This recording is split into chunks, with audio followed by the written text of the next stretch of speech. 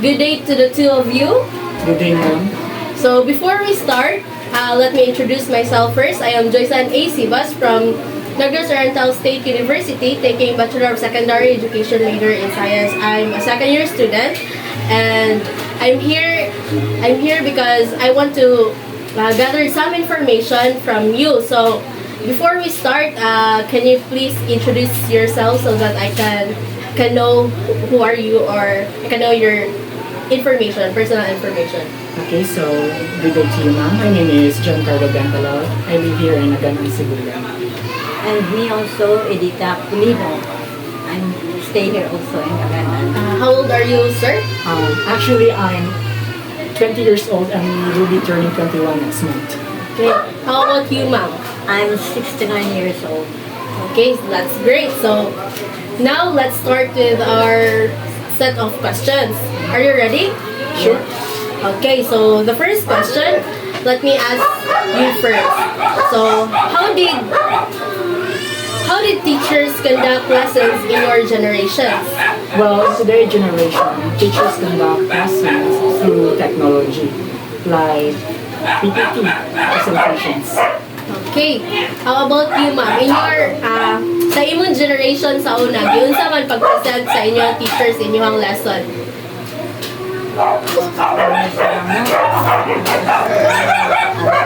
Science, social studies. So, unsa man gayo siya og blackboard, gayo Yes, siya og blackboard.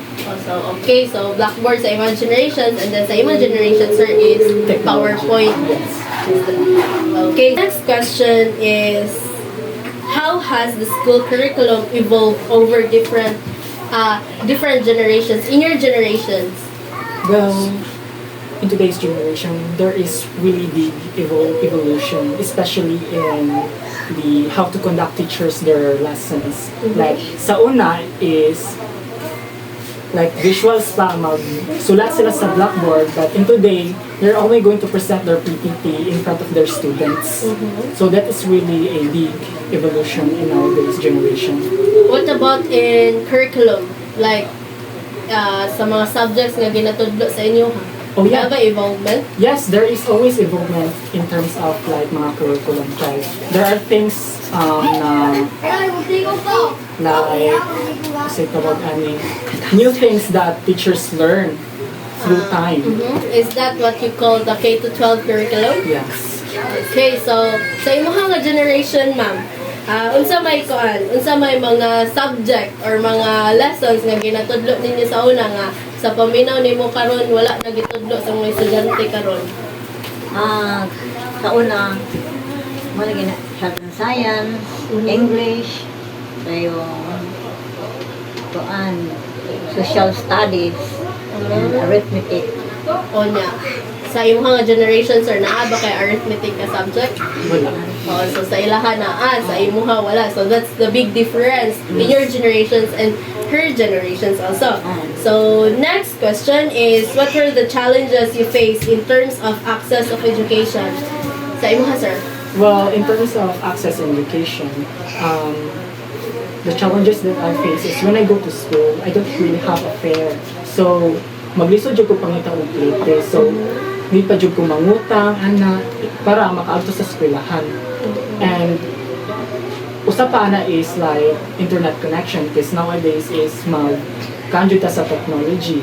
And in order for us to access technology is to have an internet connection. I see your struggle. So, say it if I'm wrong. Are you a senior high school graduate? Yes. So, you graduated with yourself, you support yourself financially? No, I do not support myself financially, but my grandmother did. Okay. So, let me go on through to you, ma'am. Sa imong nga generation, ma'am, unsa man imo mga ginaingon nga mga hindrances or mga challenges nga imo naatubang sa pag-ingon nimo nga access of education, pagkabot sa edukasyon, unsay mga challenges nga imong naagian? Para lang po makaadto sa eskwelahan, ako ako mama kay gusto mo kay sa una no. Mahatag ngayon ako nga tagay ko di Starbucks na ko palit og papel kay wala ko papel para na ko red character. Wala ba ka sa ingon ma'am nga kanang imong gitrabahuan para lang makapapil Ay, ka? wala. So you rely on your mother's support. Kaya tagay tag dis kay para palit na ko papel pero i-resist to na ako ko balon. Okay. Pobre man mi kayo. So wala, instead of imay palit papel, wala kay papel. Ana mo ko papel dili giga pan man ko ga tipid ko sa papel dili ko magpasik-pasik. Ana. Okay, so that's good to hear. So next question is, how did you learn before the introduction of digital tools and computers? Well, in the past, I learned by writing my notes. Kaysa today. Kasi today is pictura na lang. And, or di ba magpasend na lang ka sa PPT. Pero lahat yun sa una, mas makadali ka learn since you are writing the notes and ideas. Okay, pero para sa nako, more accessible jud siya pag igo na kay Yes.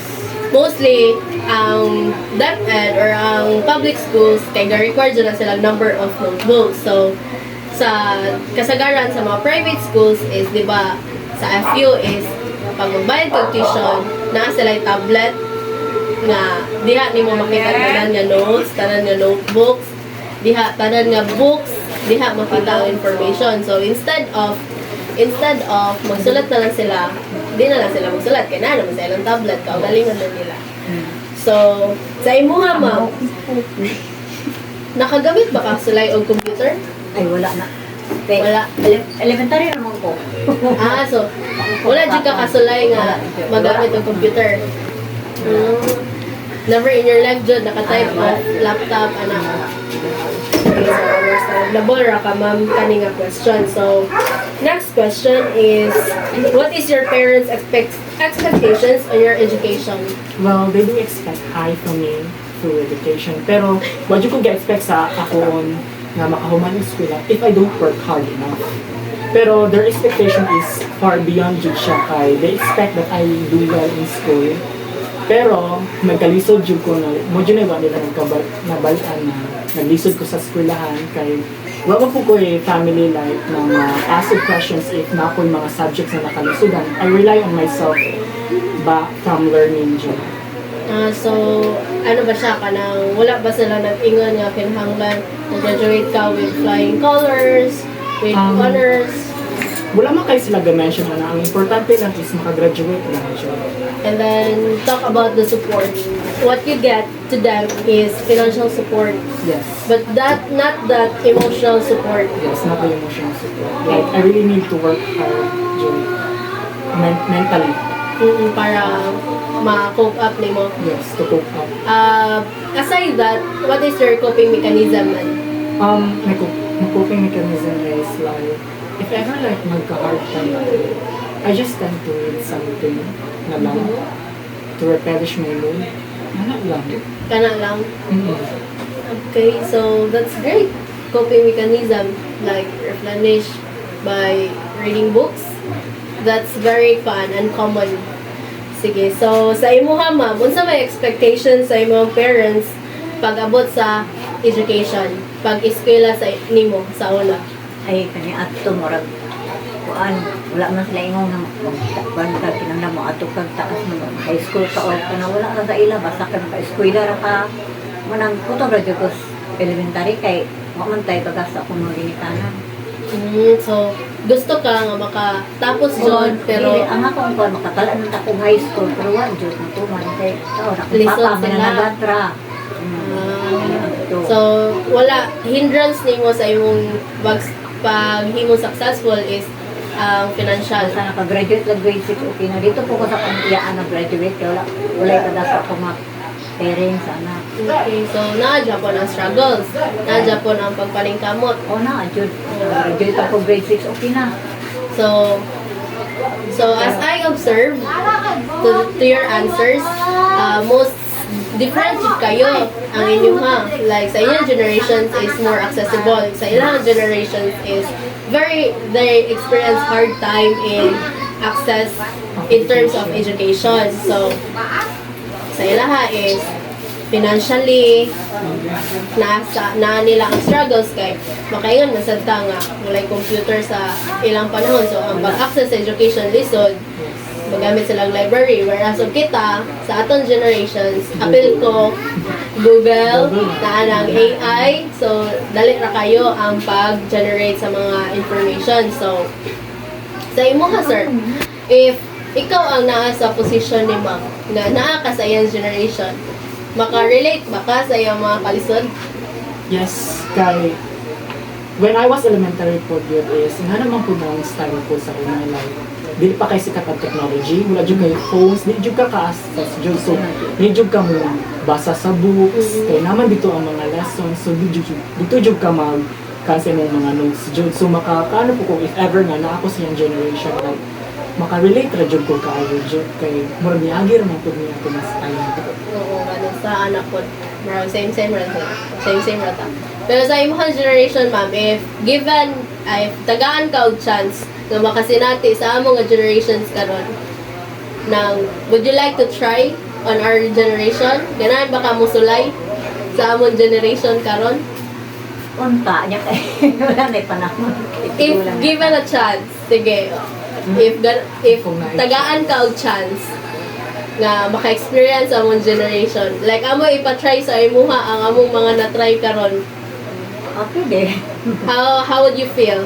Unsa man imong ma-feel? Marang butang kuan na hindi ko kabay o di ba kasuray anak kani adto. If tagaan ti ka in front karon og laptop, maka-access ba ka or makakabalo ba ka mo gamit ang Ay laptop? dili jud ko kabalo na. If cellphone, Ha? Cellphone. Cellphone na ay gamay. pero not so conjugal, literate. Okay, so that's end with our session. So thank you for your time and effort with me, and I hope you enjoy our discussion this evening. Okay, thank you. Thank you very much. Thank you din.